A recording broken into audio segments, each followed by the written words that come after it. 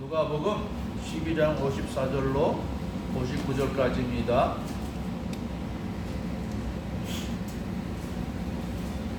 누가복음 12장 54절부터 59절까지 말씀을 저와 여러분이 함께 교독하겠습니다. 또 무리에게 이르시되 너희가 구름이 서쪽에서 있는 것을 보면 곧 말하기를 소나기가 오리라 하나니 과연 그러하고 남풍이 부는 것을 보면 말하기를 심히 오리라 하나니 과연 그러하리라. 외식하는 자여 너희가 천지의 기상은 분간할 줄 알면서 어찌 시시되는 분간하지 못하느냐. 또 어찌하여 옳은 것을 스스로 판단하지 아니하느냐. 내가 너를 고발하는 자와 함께 법관에게 갈 때에 길에서 화해하기를 힘쓰라. 그가 너를 재판장에게 끌어가고 재판장이 너를 옥졸에게 넘겨주어 옥졸이 오게 가둘까 염려하라. 내게 이르노니 한 건이라도 남김없이 갚지 아니하고서는 결코 거기서 나오지 못하리라 하시니라. 아멘. 오늘 말씀의 제목은 시대를 분별하는 지혜입니다. 시대를 분별하는 지혜. 우리 사람이 이 세상을 지혜롭게 살아가려면 상황 판단을 잘해야 됩니다. 지혜가 많은 사람일수록 자신의 이 환경이 어떠한 형편에 놓여져 있는지 상황 파악을 잘합니다. 그러나 지혜가 부족한 사람들은 상황 파악에 이해력이 부족해서 실수하고 또 사고를 당하기도 하고 어려움을 만나기도 합니다. 우리 아이들은 상황 파악의 능력이 부족하죠. 그래서 뭐 아무 데서나 뭐 웃기도 하고 울기도 하고 또 소대변 가리기도 하고 가리지 못하기도 하고 상황 파악이 잘 어렵죠. 점점 나이가 들어가면서 많은 것을 배워가면서 상황 파악 능력이 더 높아지는 것이죠. 경제적인 상황도 있고 정치적인 상황도 있고 우리가 살고 있는 시대적인 상황들을 판단하는, 또 여기에는 자신을 아는 것도 있죠. 그 유명한 철학자 소크라테스가 내 자신을 알라 이렇게 말했죠. 우리가 처해져 있는 그 상황은 또 어떤 상황인지. 오늘 예수님께서 당신에게 둘러져 있는 많은 사람들을 위해서 말씀을 할 때 오늘과 같은 말씀을 한 것이죠. 너희가 구름이 서쪽에서 있는 것을 보면 곧 말하기를 소나기가 오리라 하고 또 55절에 남풍이 부는 것을 보면 말하기를 심히 더우리라 하나니 과연 그러하다 이렇게 말씀합니다. 오늘날에는 우리가 자연을 보면서 기상 예측을 하지 않죠. 전문가가 있어서 또 TV를 통해서 날마다 이 기상 예보를 해주죠. 오늘 밤은 어떻고 날씨가 어떨 것이고 또 내일은 날씨가 어떨 것이다. 이 기상 예보를 해주니까 우리가 이런 자연을 보면서 이 내일의 기상 예측을 할 필요는 없습니다. 그러나 이때는 2000년 전이니까 이 자연 가운데 살고 있잖아요. 오늘날 우리는 이 대도시에 살기 때문에 이 자연을 멀리 바라보는 이런 것이 좀 어렵죠. 건물들로 쌓여져 있고 우리 활동 범위도 건물 안에 갇혀져 있고 하지 자연에 노출되는 경우가 많지 않습니다. 그러니까 이제 과거에는 우리 조상들도 보면은 언제 겨울로 들어가고 입동이 되고 또 언제 또 봄이 오나 입춘이 되고 이런 것을 다 이 날짜별로 다 정해져 놨죠. 평균적으로 이때가 되면은 이제 봄이 오더라. 뭐 이때가 되면 엄청 춥다. 대한소환, 뭐 처서 뭐 이런 것도 우리 조상들이 오랜 자연의 관찰 속에서 이제 기록해 놓은 것이잖아요. 이때도 이제 이 시대 사람들이죠. 이 시대 사람들이 이 중동 지역에 사는 사람들이죠. 구름이 서쪽에서 일어나는 것을 보면 말하기를 소나기가 오리라 그랬습니다. 서쪽에 이 중동 지방 서쪽에 무엇이 있습니까? 큰 바다 지중해가 있습니다. 그래서 이 서쪽에서부터 구름이 몽글몽글 일어나면 이제 구름이 이제 바다 쪽에서 이제 오는 것이죠. 그래서 서쪽에서 구름이 일어나는 것을 보면은 소나기가 오겠구나 이렇게 판단한다는 것이죠. 맞다라는 것입니다.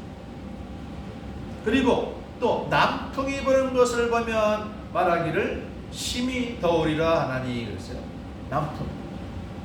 뭐 우리나라도 그렇고 뭐 이 나라도 마찬가지고 이 지구가 북극과 남극이 있는데 주로 남쪽에서는 따뜻한 바람이 올라오죠. 북쪽에서는 찬 공기가 내려오죠. 그래서 북쪽에서 바람이 불으면 춥겠구나. 남쪽에서 바람이 올라오면 덥겠구나. 이렇게 판단한다는 것이죠. 그래서 잘하고 있는 거다. 예수님이 말씀하십니다. 그런데 외식하는 자요 이렇게 말합니다. 외식하는 자요. 이 외식한다는 이 말은 예수님이 주로 바리새인들에게 하는 말이죠. 바리새인들과 사두개인들, 그 당시에 종교 지도자들이라 하는 사람들에게 주로 이런 말을 합니다. 외식한다. 좀 더 현대적인 용어로 말하면 위선자다. 위선적인 사람들이요 이렇게 말합니다. 위선자라고 말하는 그 정의는 무엇입니까? 겉으로는 하나님을 잘 믿는 척하면서 신앙생활을 잘 하는 척하면서 그 마음의 중심에는 아닌 사람들이 위선자들이죠. 그래서 주로 바리새인들과 사두개인들이지만 또 거기에 무리들 중에는 또 있을 수가 있죠. 또 물론 아닐 수도 있고. 아무튼 예수님께서 이 말씀하는 것은 위선자가 아닌 그런 사람들을 향해서 하는 말은 아니고 지금 믿음 생활 잘 못하고 있는 위선적인 믿음 생활하고 있는 그런 성도들에게 하는 말씀입니다. 뭐라고 말합니까? 너희가 천지의 기상은 분간할 줄 알면서 어찌 이 시대는 분간하지 못하느냐. 천지의 이 기상은 딱 보면은 지금 무슨 일이 생기겠구나 이렇게 판단하는데 왜 이 시대는 분간하지 못하느냐 그랬어요? 이 시대를 분간하지 못한다는 말이 무슨 말입니까? 정치 상황을 이해하지 못한다는 말입니까? 경제 상황을 이해하지 못한다는 말씀입니까? 뭘 두고 많은 말일까요? 그것은 영적인 상황의식. 영적인 상황의식이 왜 그렇게 부족하냐 이 말이죠. 자, 예수님 당시는 어떤 시대입니까? 영적으로 어떤 시대에 놓여져 있어요? 하나님의 아들 그리스도가 이스라엘 백성들이 그토록 기대하고 소망하며 기다리던 그 메시아가 그 나라에 와서 자기들 눈앞에 있는데 그래서 예수님이 복음을 증거하며 또한 하나님의 아들 되심을 증거하려고 수많은 이적을 행하셨죠. 수많은 병자들을 고쳐주셨어요.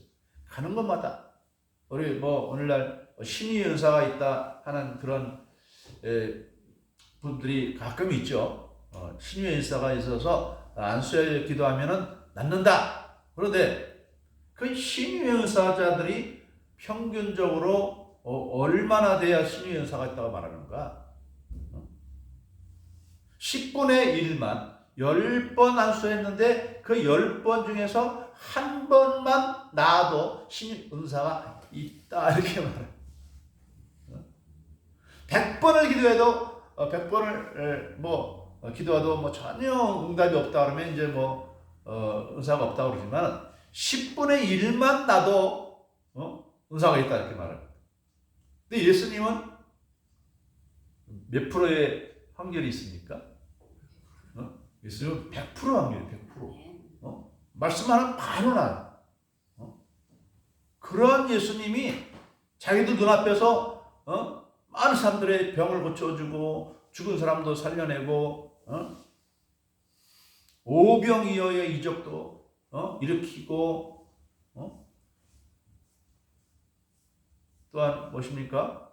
물과 물로 포도주를 만들어내는 이적도 일으키며 하나님 아들이신 것을 증거했는데 그런 영적인 상황을 판단하지 못한다 이 말이죠.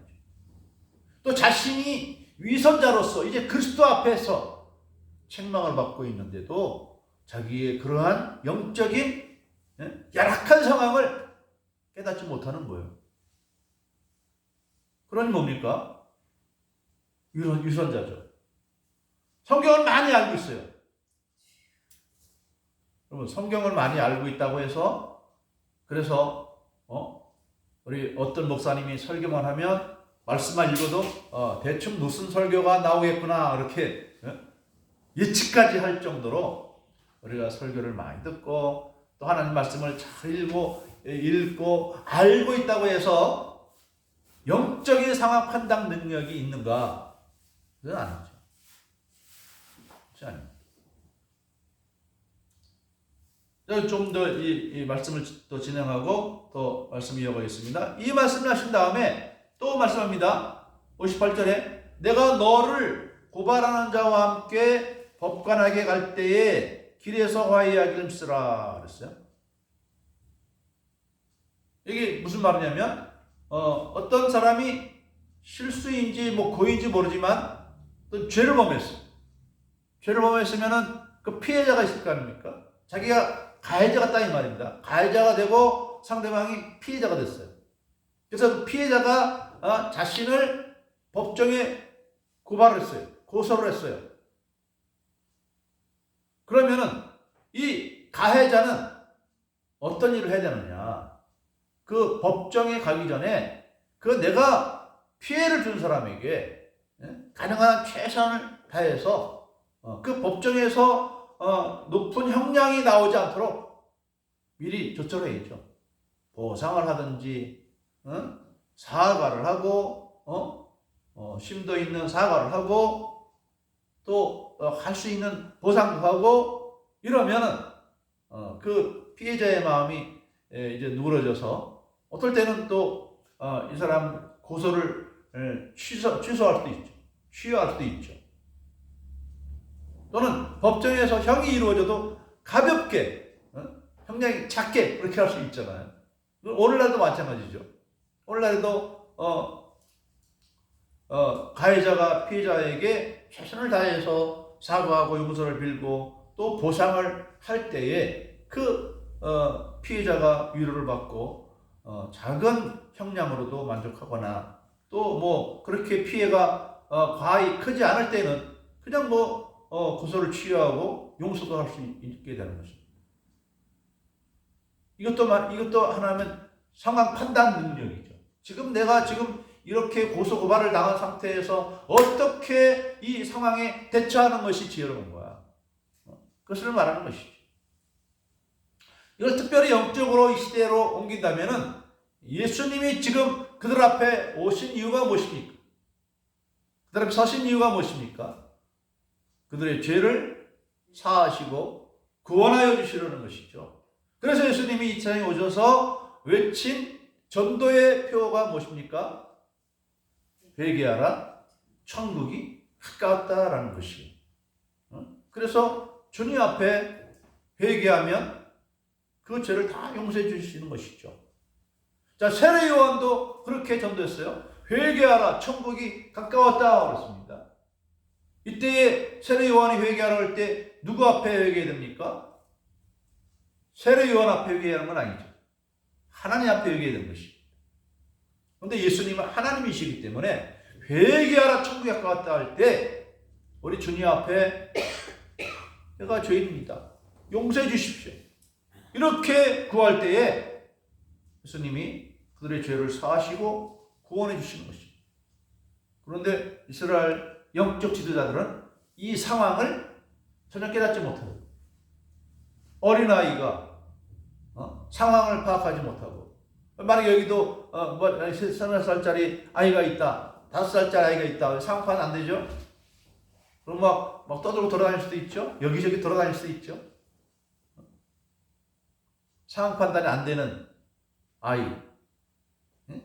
그것처럼 영적으로가 우리가 너무 민감하면 지금 때가 어느 때인지 분별하지 못하고 우리가 상황에 대처하지 못함으로 어리석은 자가 될 수가 있는 것입니다.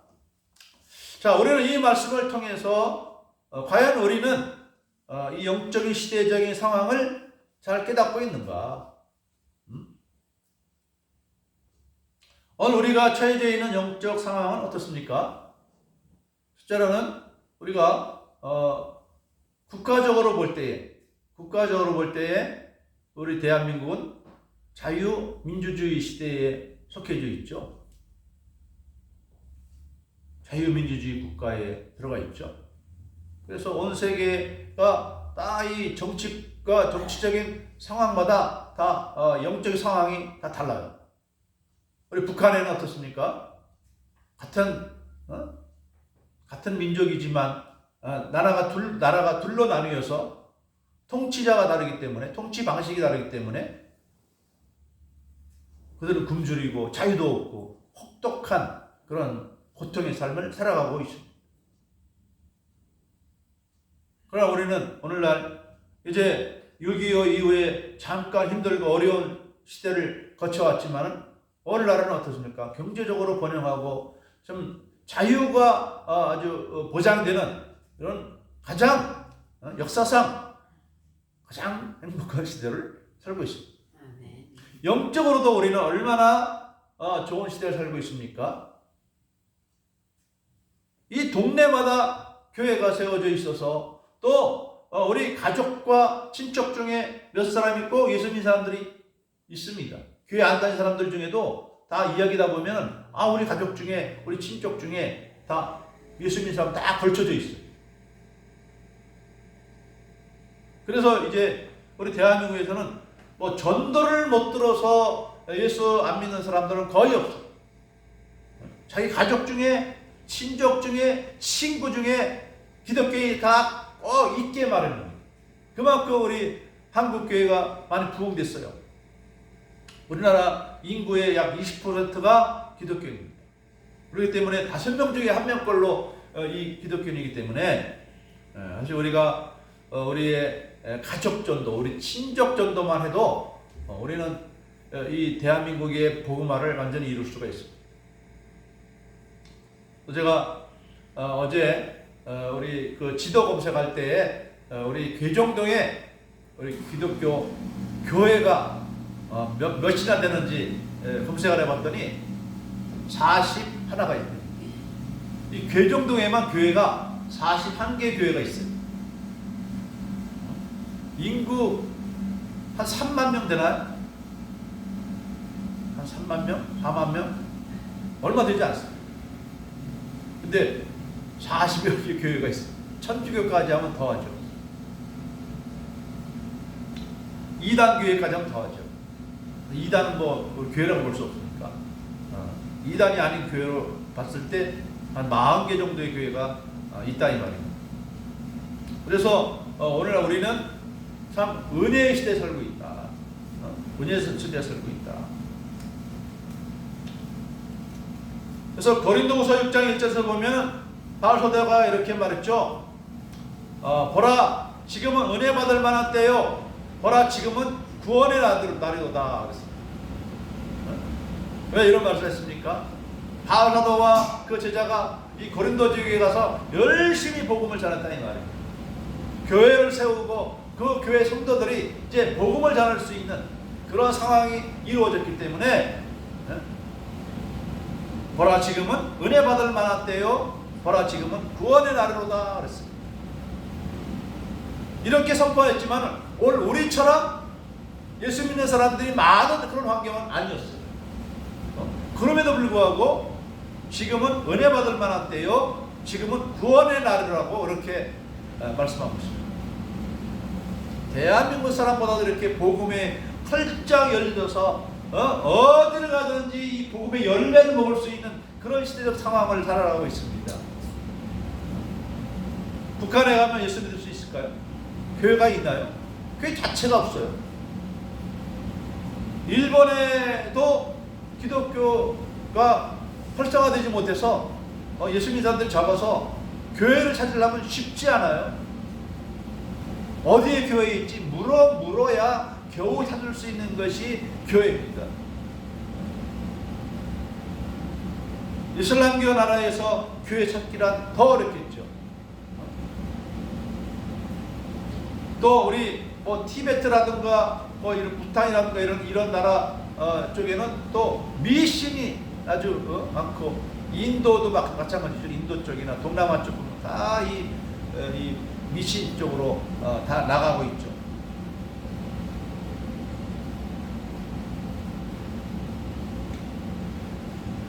그러므로 우리는 이러한 상황 속에서 오히려 무엇을 조심해야 됩니까? 영적 태만을 조심해야 됩니다. 너무 교회가 많고 복음이 흔하다 보니까 이 가치를 모르고 내 믿음 이 생활에 우리가 나태해질 수 있다. 또 경제적으로 또 평안하고 정치적으로도 안정되어 있고 전쟁도 없고 하니까 우리의 마음이 너무 느슨해져서 경각심이 없고 뭔가 사람이 불안함이 있고 어려움이 있고 하면은 긴장이 돼서 어떻게 하면 내가 더 살아가는가, 어떻게 하면 하나님의 은혜를 더 의지할 수 있을까, 막 이렇게 하지 않습니까? 20, 30년 전만 해도 우리 대한민국의 이 기도원이 얼마나 기도원에서 얼마나 많은 사람들이 몰려가서 기도했습니다. 지금은 기도원 별로 안 가요. 갈 필요도 없어요. 안 가요. 유튜브만 열어도 TV만 틀어도 예배를 드릴 수가 있는데 굳이 외진 기도원으로 갈 이유가 없잖아요. 그러나 우리는 영적으로 긴장감을 가질 수 있습니다. 내 믿음이 태만하여서 예수님께서 요한복음 2장에서 말씀하셨죠. 라오디게아 교회에 뭐라고 말했습니까? 내가 차든지 덥든지 뜨겁든지 하기를 원하노라. 내가 미지근하여서 너희를 토하여 내치리라 이렇게 말씀하셨습니다. 우리의 믿음이 미지근한 믿음이 되지 않도록, 뜨거운 믿음, 열정적인 믿음이 되도록, 예배와 말씀과 기도에 열정을 잃어버리지 않도록 우리가 더 힘을 내야 되고 열심을 내야 되는 것입니다. 또 우리는 어떤 때를 살고 있느냐? 주님이 오실 날이 점점 다가오고 있다 이 말입니다. 근데 이 안 믿는 사람들도 이 세상의 종말이 가까웠다고 말합니다. 이 기후재앙 때문에 이 바다와 대기의 오염으로 말미암아 이제 탄소 분량이 많아지고, 그래서 이 지구가 더워지니까 어떤 일이 일어납니까? 북극과 남극에 얼음이 녹아지는데, 이제 그 얼음이 녹아지면은 빙하 속에 있던 바이러스가 다시 나올 수 있다는 것이죠. 그래서 앞으로는 이 전염병이 크게 염려가 되는 이런 시대를 갖고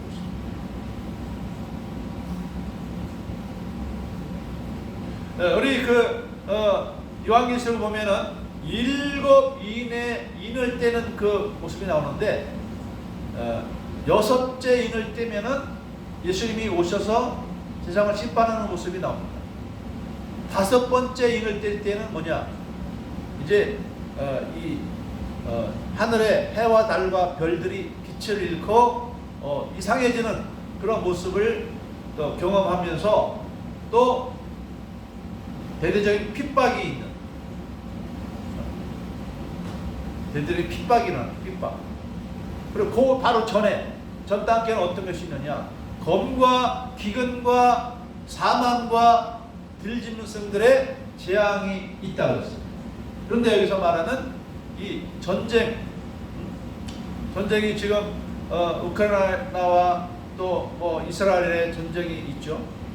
이것이 또 뭐 후티 반군까지 이르러서 이제 거기에 이제 있는데, 또 뭐 대만의 전쟁이 있을까, 또 대한민국의 전쟁이 있을까, 뭐 이런 시대를 살고 있습니다. 비교적 그래도 전쟁은 많지 않지만 뭐가 해당되냐면 사망. 그래서 말하는 사망이 영어로는 플레이그로서 역병을 말합니다. 역병. 우리 요한계시록에는 이 요한계시록 6장 8절 말씀, 6장 8절에 있는 말씀 보면은 내가 보면 청황색 말이 나오는데 그 탄 자의 이름은 사망이니 음부가 그 뒤를 따르더라. 그들의 땅 4분의 1의 권세를 얻어 검과 흉년과 사망과 땅에 들 짐승들로서 죽이더라 그랬습니다. 여기서 사망이라는 것은 영어로 플레이그, 전염병, 전염병. 마지막 예수님의 재림의 징조 가운데 하나는 뭐냐면 전염병이 많이 나오는 거예요. 또 오늘날에는 또 이 뭐 구제역, 또 뭐 있죠? 또 뭐 이 조류독감 뭐 이런 것이 있죠. 그래서 구제역이 발생되면은 막 그 지역에 막 이 소나 돼지들 막 대량 도살 처분하고 하지 않습니까? 그리고 뭐 조류독감도 마찬가지고 코로나 이런 것이 있죠. 앞으로 또 뭐 이 코로나는 지금 이제 뭐 이제 의학 기술이 발달돼서 코로나를 이제 이긴 거나 마찬가지지만은 또 앞으로 어떤 바이러스가 나올지 모르는 그런 상황에 놓여져 있어요. 그래서 우리는 그러므로 이 주님이 오실 날이 가까이 오고 또 사람이라는 것은 또 언제 어떻게 될지 모르는 것이 우리 인생이 아니겠습니까? 언제 우리 영혼이 주님 앞에 서게 될지 모릅니다.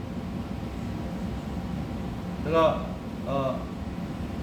그저죠 금요일날 우리 동생 납골당에 갔는데 납골당에 가보니까 그 납골 그 칸에 예전에는 텅텅 비어 있었어요.